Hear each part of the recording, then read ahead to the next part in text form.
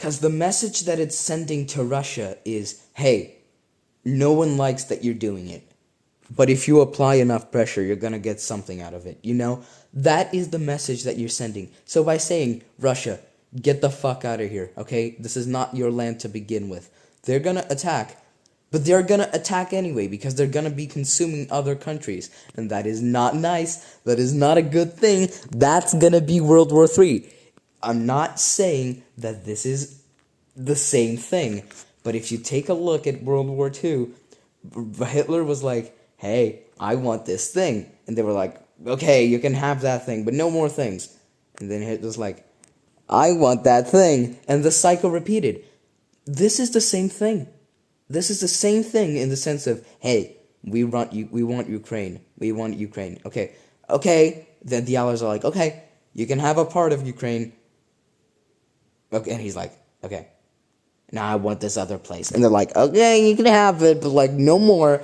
And then it's like, it's this complete cycle. It's so fucking stupid.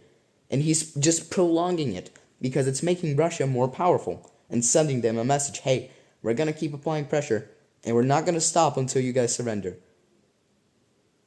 And that's bad. That's probably going to end the world. If a war starts between America and Russia, which is probably not during the Trump administration, so we can guarantee that. But here's the thing.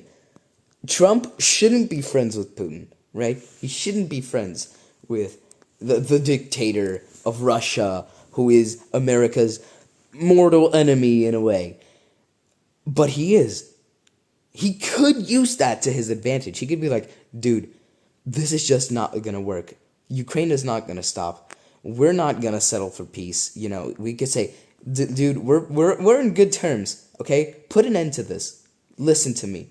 You're not going to be able to do this. The only way we're going to end this is by starting a war.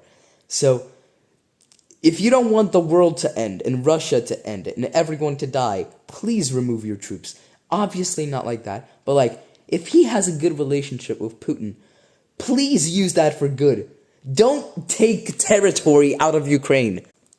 And I'm saying this in a goofy way to make it lighthearted, to make it more easier and funnier, I guess, to lighten up the situation. But this is a genuine problem. Because, sure, it's not...